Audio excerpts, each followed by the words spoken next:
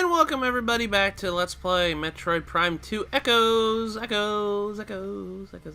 gonna stop doing that joke pretty soon. Anyways, in the last episode, we went through the Great Temple, and we defeated the Dark Alpha Splinter to be precise, and we got our next objective for the game, pretty much for the entire game.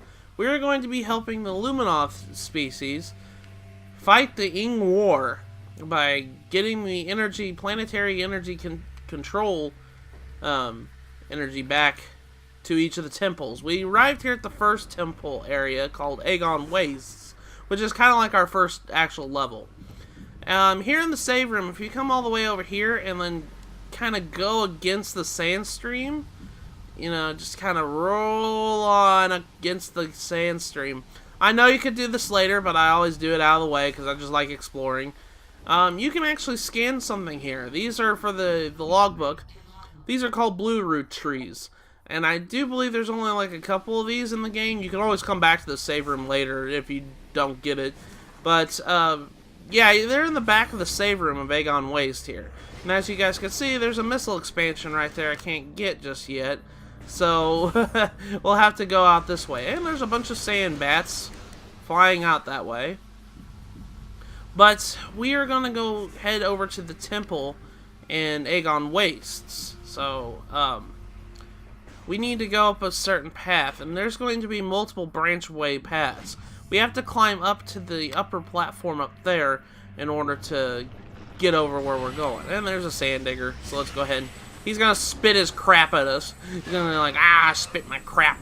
And then he's going to get his next head out. I don't know why I always, it's like the sound of those guys dying always just like, oh my gosh, that's like so disgusting, but I have to sit down and listen to it every time he dies. But, anyways, let's climb up the platform here. We have to get onwards here and blow those guys up to smithereens. If we scan this thing, it says this has brimstone and can be toppled over. Well, brimstone is a key word to tell you to shoot a missile at it.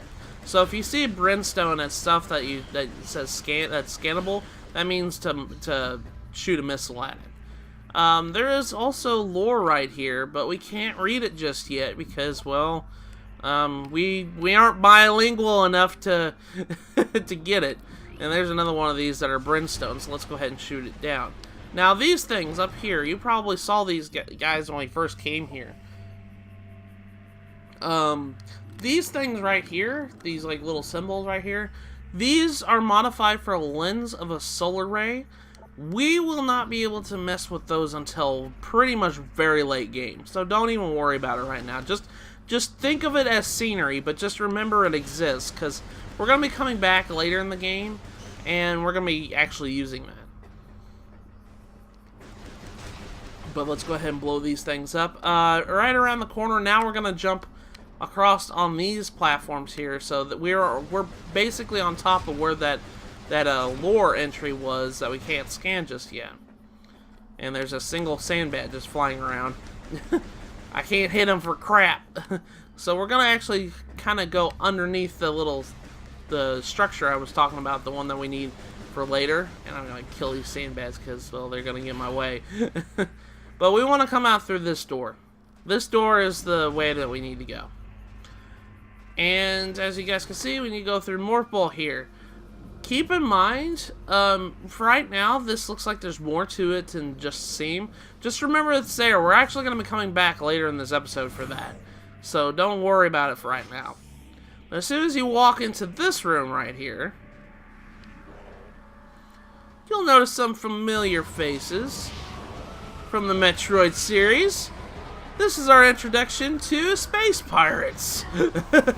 Space pirates are pretty much the staple enemy of the Metroid series. These guys are just here for no good reason. They're aggressive. They'll come up and attack you close range. They'll shoot at you. They're combat oriented. They're really strong. Thing is, though, they only take 2 charge beam shots to take out. So as long as you strafe around their shots and shoot 2 charge beams at it, they should be alright. You shouldn't have too much trouble with these guys. But these guys are always, they don't know when to quit.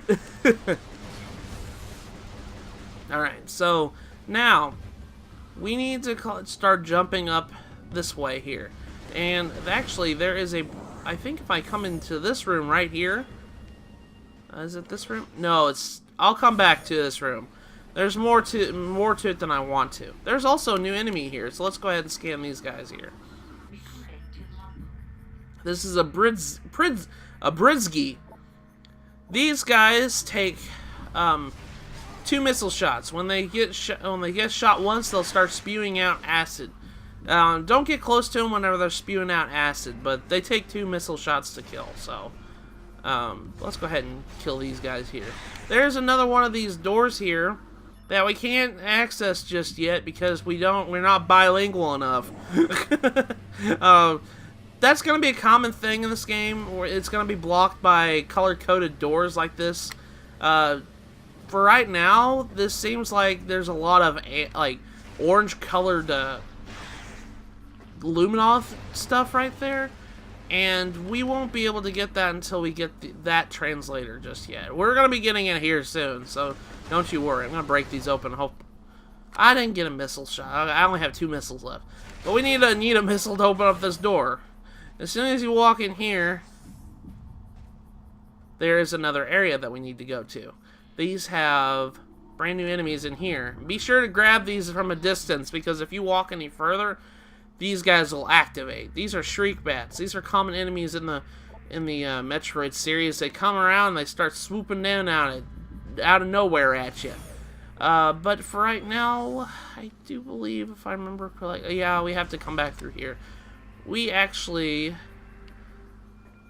should go ahead and go through here. So let's go ahead and attack these guys. These guys are going to start swooping in at you. You can actually kill them from a distance. I don't know if it's like that in the Wii version, but they actually, your regular power beam shot will actually home in if it's close enough to an enemy. So I wanted to kind of demonstrate that.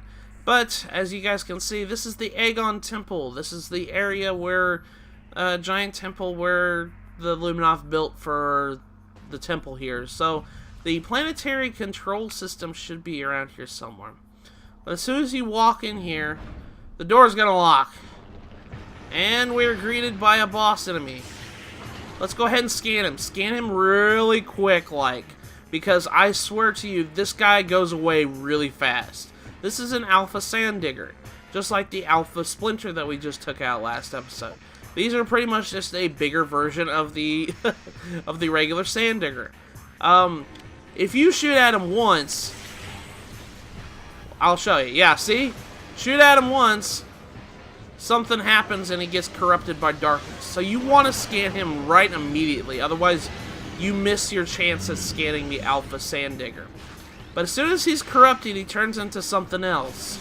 He becomes a boss. And this is the introduction to the Sub-Guardians genre of the boss enemies. These guys have one of your lost abilities. Remember when we lost our abilities in the very first episode? Yeah, now these guys have one of our abilities. This is the Bomb Guardian. He drops Morph Ball bombs. So be mindful of that. Just watch out, and his weak point's actually his tail. He doesn't have 2 weak points like the regular Sand Digger does. If you shoot his tail, he will get stunned. If you guys saw that, he flashed yellow whenever I shot him. That's an indication he's getting stunned. As soon as he takes enough damage of stun, he should be able to show off his head, and we should be able to attack him normally. There we go. And starts glowing, then we can go ahead and take him out with a charge beam shot. This boss isn't too hard. Just as long as you strafe around him, you should be alright and start, taking out his tail. You can use missiles, it might be a little bit easier. He'll start doing dash attacks like that. If you hear him roar, he's going to do a dash attack, so just get out of the way whenever he does that. I'm going to go ahead and just shoot a missile, because that actually gets close. That actually homes in on him. See, he's already got like a third of his health already taken out, so as soon as you go ahead, let's just go ahead and use missiles. I only have 2 more missiles, but one more charge beam shot, and he should be out of commission here. Nope, one more charge beam shot. I'm completely wrong about that. I just misjudged that. So now we just gotta kind of strafe around him. And we shouldn't have too much trouble. There we go. And with that, that's all she wrote. That's the Bomb Guardian. He wasn't too hard of a boss. But upon defeating him, we get one of our abilities back. So whenever you see a Guardian that holds a Latin ability, we're going to be getting that Latin ability after we finish the fight there. So this is the Morph Ball Bomb. I showed this off at the very beginning of the episode. This is one of our abilities we lost. So let's go ahead and get it. Like I said, just be sure to grab the Alpha Sand Digger before you shoot at it in general. Because if you shoot at it once, it'll go into the Bomb Guardian phase. So I just wanted to kind of make that clear because that's a missable. That's a really bad missable one. Alright, so Morph Ball Bomb. So we can drop a bomb with A when we're in the Morph Ball form. Alright, and because of that, we have the ability to destroy telluric alloy. We saw that material called that before. So pretty much a Morph Ball Bomb will destroy anything that has the word telluric alloy on it when in scan form. And if you look around on the map here, it has three entryways from where we came in. One with a black door and one with a white door. We won't be able to access that until much later, until we get more beams that can open those doors. Now this right here is a bomb slot. A bomb slot, like I showed you at the beginning of the episode, or beginning of the LP, if you go and roll into it and jump into it with a Morph Ball Bomb, you'll get trapped in the Morph Ball slot. If you activate another bomb near it, it'll activate the mechanism. And this is going to be a recurring thing when we arrive here at the temples. It's going to have this same room with the same Morph Ball thing, so be mindful of that. As soon as we walk in here, this room is just like the one at the Great Temple. There's no planetary energy here, though. What does this have to say right here? This machine right here. This is access point for the local energy system. The energy transfer module has been designed to interface with it. Once it has, all the energy within the module will be channeled into the local system. So this is where we deposit the planetary energy that we steal from the Dark Ether portion of Aether, I guess. And there's a dead Luminoth here. This says this is terminated 1.5 decacycles ago. I have a feeling that the word decacycle means a decade cycle of Aether's planetary like orbit around its star. So I think it means like it's like 15 years ago by Aether standards. I think that's what it means. Damage from multiple weapon systems detected. Subject definitely went out fighting. Huh. But we need to scan this thing. Luminoth Holoprojector online. Automatic message initiated.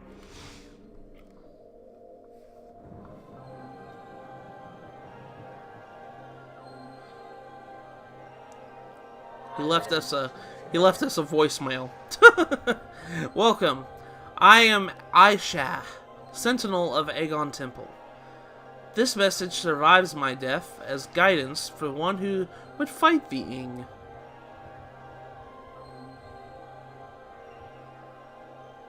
A portal to Dark Aether lies nearby. With it, you can travel to this land's shadow. You must locate a dark temple, a twisted mockery of this sacred place. Inside, you will find the energy controller you seek.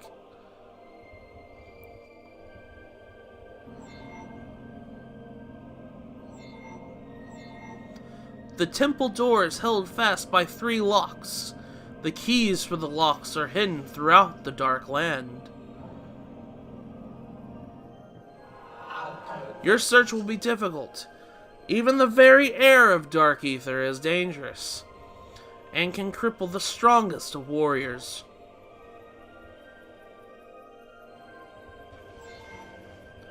In our past struggles with the Ying, we placed a series of light crystals throughout their world.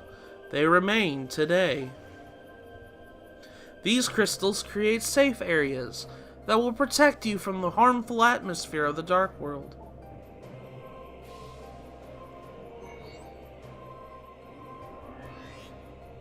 I have updated your translator module.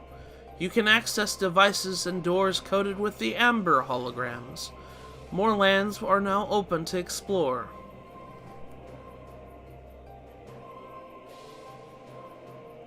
When you have taken the energy from the Dark Temple, return it here at once. May the light of ether serve you well. And with that, we have actually got it fully restored, replenished from that. Okay, so now we need to go to Dark Ether and get 3 keys and go to the temple and take the energy, the planetary energy from Dark Ether and bring it back here. So that's pretty much that in a nutshell. We also got, we got more bilingual. I keep making that joke earlier. We can now scan the orange holograms, or the amber holograms. And sure enough, there's a lore entry right here. So be sure to grab that before you leave. You won't be able to grab it until after that little cutscene, but you'll be able to grab it right now. So just be sure to grab that before you leave. Alright, so now where we need to do is we need to go to Dark Ether. There is an area nearby that has a portal that leads us straight to the Twisted Planet. And it is blocked by one of those amber holograms. But now that we're bilingual enough, we can actually go and and fix that. Now there's going to be war wasps shooting their little stingers at me. I'm just gonna ignore them because, well, I don't need to worry about them. I guess I could just kill them for ammunition. Now this is what I was talking about. If you get close enough and you aim your gun just right and you shoot close enough to him, yeah, you see it like it curved my shot just a little bit. If it's nearby an enemy, it will hit it. So I always thought that was kind of neat. Oh, this is really neat. I don't praise this game enough for its effects right there, but you saw that I just kind of glowed right there. I walked right into a blue root tree, and because of that, my HUD got like enveloped in light. This game is so really nice with its textures. I love it because it does stuff like that. There's another one of those Luminites monsters that go around here. If you actually go into the sand, another little effect right now, like sand falls on my HUD. I always love that. That's kind of neat. But anyways, there is one thing I want to go to before we go too far. Now that we have Morph Ball Bomb, I want to go back into this room that I was just in. You remember that room I just told you about when we were in Morph Ball just a couple minutes ago? If you come in here and you see this little sandstone, if you lay a bomb here, you can actually go in the kinetic orb cannon and get shot up here. Inside's an energy tank, so be sure to grab this before you go too far. So that makes 2. So now we got a lot of health now. Alright, so before we go too far, there's another room I want to go in before we go all on the wayside. Our next objective that we need to go to is, I do believe it's this room right here, but we'll be going through it here in just a minute. First and foremost, we need to go and see this room right here. Actually, we got more of these bugs here. Let's go ahead and take them out real quick. Ah, there we go. Ah. Now that we have the amber hologram, we can actually scan this. It says, "Clearance approved, doors now open." That's pretty much all it says. And that bug is going interdimensional and stuff. As soon as you walk through here, now that you opened it, there's a room here that has a missile expansion. Yay, easy missile expansion. All I needed to do was just learn how to speak Luminoff. Alright, so now we need to, actually, would it be Agonese? Agon Wastes? Like, this is like the translator module of Agon Wastes. Would it be Agonese? like, or something like that. Like the language they speak here at Agon Wastes, Agonese, the orange-colored holograms. All right. Well, enough joking around. Let's go through the door that we need to go through, and that's this door right here. As soon as you walk in here, there is a kinetic orb cannon right here. I think I scanned this one before, I think. Let's go ahead and scan it anyways. Yeah, enter the morph ball to fire the cannon. Okay, so let's go ahead and fire the cannon right here. It's going to take you all the way to the top, and we're going to go through here. Now, there's a thing right here I want to grab before we go too far. There's another missile expansion. You can kind of see it right there. There's also a dead Luminoth here. He died 19 years ago. 1.9 decacycles. Target has had a number of wounds caused by small explosions, most likely delivered by a portable rocket or grenade system. That kind of stinks. I feel bad for him. Alright, so as soon as you come back here, you want to come back into the cannon just now. But as soon as you get to this part right here, roll off the side. That's how you're going to get this missile expansion. Kind of an easy one, but that's okay. It's better you have an easy one. Just lightly roll out. I always want to kind of grab that before I leave this room, so. Anyways, we're going to be coming into this room. This room has pirates. I kind of want to sneak attack on him. Let's just send a missile at him. He won't know what hit him. Alright, so let's go ahead and take out these space pirates here. Alright, so take care of you, mister. There we go. And sure enough, there's going to be more that spawn. But as soon as we spawn, darkness is going to envelop them. I wonder what they'll turn into. I told you there's always going to be a dark variant of whatever you're going to fight. So let's scan these guys for a dark pirate trooper.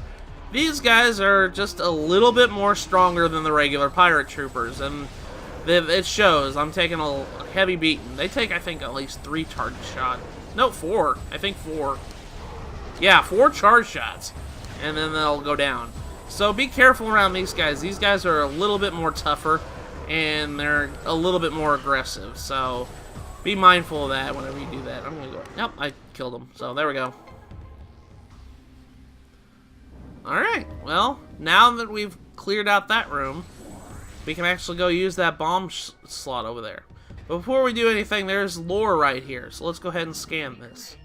This is the Light of Ether lore entry. Like I said, I'm going to be going over most of this lore later when we have more time. So, there's a bunch of stuff to scan in this room, namely this thing. You'll notice when we see it. Object scan complete. Target is in a state of dimensional flux. Unable to completely scan bomb slot. 50% of its component atoms are in another dimension or on the surface of dark ether. So it's like halfway here, halfway there. That's kind of weird when you rethink about that. You're going to see a couple mechanisms like that. This door is actually kind of offline, and it's going to stay down until we actually use that bomb slot. So we won't be able to use it. This is a portal dynamo. It has light. It can use light energy to manifest that portal back there that we see. And these are the lens here that do that. We have to open up we have to knock the lens into place so that we can actually use it. But if we scan this part right here, this is what actually activates the portal to dark ether. But unfortunately, this one requires power. So we're actually going to go and give it power. So let's go ahead and jump into this bomb slot here. And with that, that'll activate the little teleporter right here. I think this is awful. It's just going to tell me it's offline. Yeah. I think I scanned the bomb. I always get antsy whenever I do my log entries. I think I scanned a bomb slot at the very first episode, so I don't need to worry about it. But we need to actually come over here and bomb this. And that'll cause this lens to get knocked into place.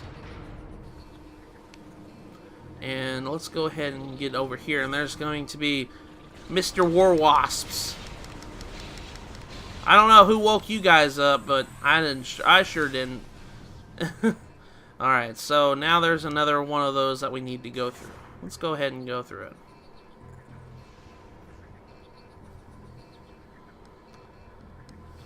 Take the escalator all the way up, and then get to roll down here. And then bomb this. There we go. That'll knock this lens into place. And cause more war wasps to wake up. And say, hey, who's bombing our stuff? Who's moving our houses? Samus Aran's coming knocking, buddy. But before we go too far, there's enemies right here that we need to scan. These are pill bugs. These are cave-dwelling, like, bug insectoids.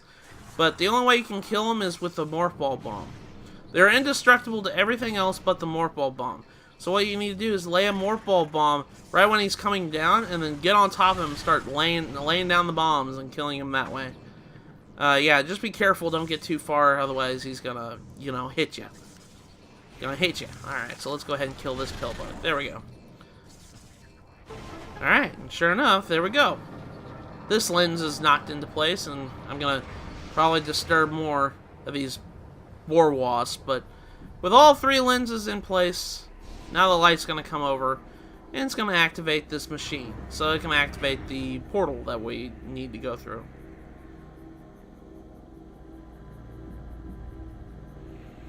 Sure enough, it's running off solar energy. Like a lot of the stuff here at Agon Wastes, it's running off of.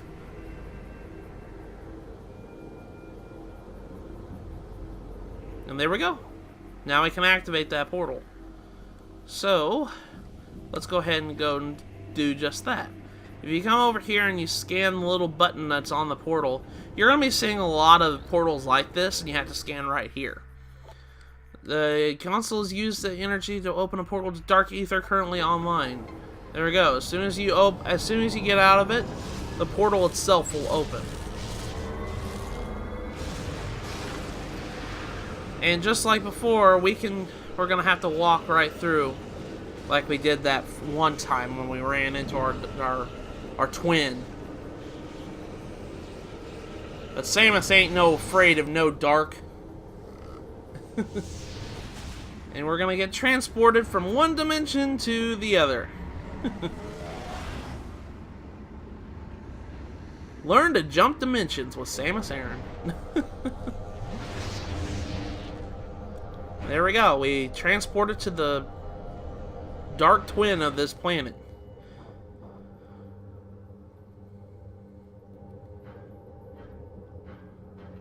And this must be the safe zone they were talking about. But sure enough, as soon as you walk out, yeah, the very atmosphere is toxic.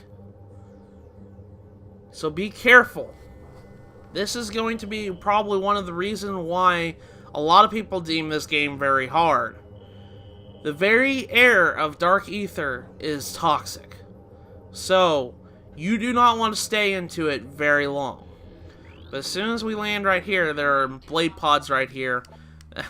Ink storage, they're just like the pods from regular ether. You burst them open, you get energy and stuff like that. One thing I will tell you, whenever you're in a safe zone, you gradually recover HP. So, if you are hurt, stay in the safe zone. So, as soon as we walk in here, you'll see we're going to start taking damage a lot. It says some safe zones must be shot in order to function. So if you see a little beacon, it says shoot the sparkling energy to energize a safe zone. Energized safe zones do not last forever. So just be sure to shoot that light every time that you want to keep it open. And actually, we're going to scan this light crystal right here. This is the crystal that he was talking about that energizes the safe zone, so that way we can be safe. But let's go ahead and scan that other thing right here. This is a light beacon, so we have to shoot it in order to activate it, just like the tutorial said. So as soon as we walk in here, do not stay in the air too long. You will die. You will die if you do that. But just like I mentioned earlier when we were in here, there's the bomb slot I was talking about, the one that was in the state of dimensional flux. It was actually here. So let's go ahead and activate it.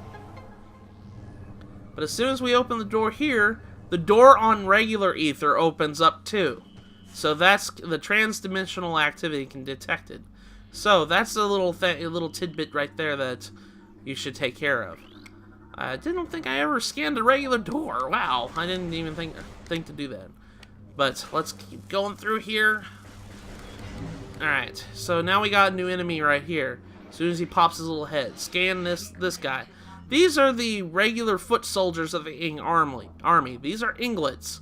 These guys like to, you know, crawl on the wall, and they'll come up and shoot black gunk at you.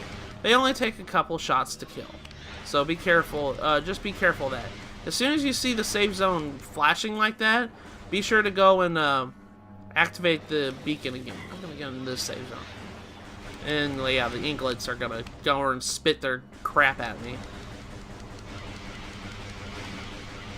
There we go. Alright, took care of that guy. I'm gonna stay in here for right now. Because, man, I'm gonna tell you, the first time whenever you come here to Dark Ether, it is scary. Because, well, man, visiting a place that can very much kill you, just the air itself, that kind of stinks. Alright, but we're gonna open up this door here. Sure enough, there's more Inglets. You can shoot the puddles that they make, too, and they'll take damage when they're in the puddle form. So, whenever they're hiding, don't think that they'll just stay in there and they're impervious to damage. No, they can take damage. So, go ahead and just shoot away if you can. I'm gonna go ahead and take care of that guy. Alright. Go in here. Okay, there we go. And then finally, we're gonna come into the save room here. Before we end this episode off, there's one more thing we need to scan, and it's these guys flying around. These are night barbs. These are pretty much like the sand bats, but Dark Ether version. So, if you need a bunch of health or pickups or whatever, just shoot these guys flying around, and they'll occasionally drop some. So, but I think I'm going to end the episode off here. We did a lot in this episode. So, next time we meet in Metroid Prime 2 Echoes, we are going to explore Dark Ether and hopefully find those keys. So with that, I'll see you guys in the next episode.